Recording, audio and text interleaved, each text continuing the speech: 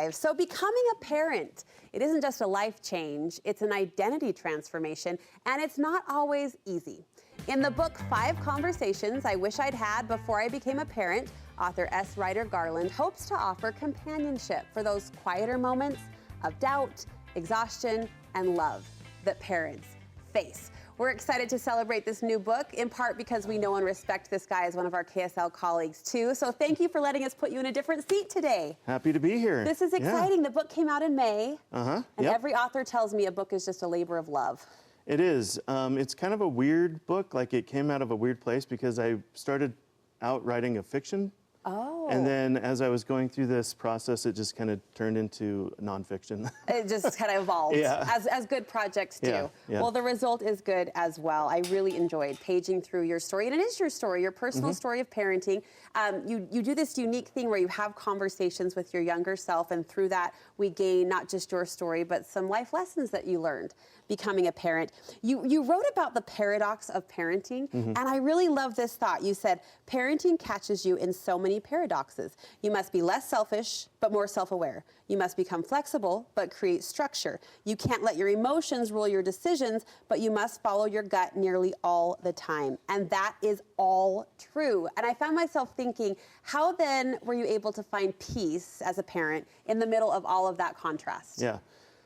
Well, it's hard, but what I kind of, and this is just for me, like, this is what I've found, but what I've found is when I push things to the extremes, like we'll take selflessness, you push that to the extreme, all of a sudden it becomes your identity. And you're like, I have to give, and I can't take anything, right? Yeah. And then the same thing with self-awareness. If you push that to the extreme, you're just thinking about yourself all the time. And you're like, well, no, I can't do that because that's not who I am and all this stuff. So if you pull them back in a little bit, I found that you take the perfectionism out of those concepts, pull them back in a little bit, realize you're not going to do either of those things perfectly. Yes. And it's better. You find a little bit of harmony. Same thing with like structure and flexibility. If you push those to the extremes, there's a lot of tension between the two. But if you allow those things to serve you rather than you serving them, then you can focus on what you really value. I love that. We often say truth is in the middle. I think that peace and happiness sometimes is in that middle ground that you described as well. Yeah. You write a lot about hindsight, and you said this, I have found it helpful to reprocess my early experiences in parenthood now as a seasoned veteran.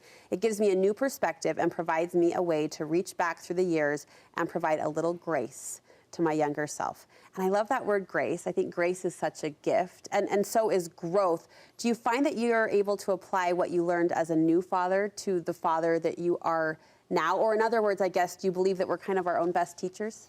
Yeah. In fact, so my oldest just got married this past summer. Oh my gosh.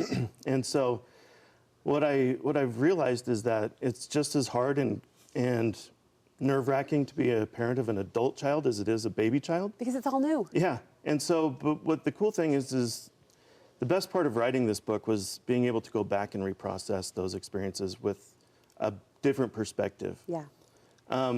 And like you were saying, what I can do is I can go back and look at myself when I was 23 and be like, of course you didn't know what you were doing. You're 23. And now I can imagine myself as 63 looking back at 43 and be like, of course you don't know what you're doing. You're just a baby. Sure. And so I think having that perspective and knowing that I will learn and grow and things will be okay and things have turned out fine, even though I made a bunch of mistakes as a parent. Yeah. And that's kind of like the gift of this book and analyzing my stories.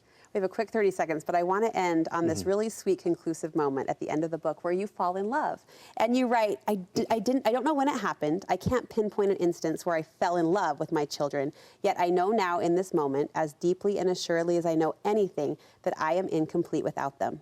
I can't fathom a fulfilling life without them. They're front and center.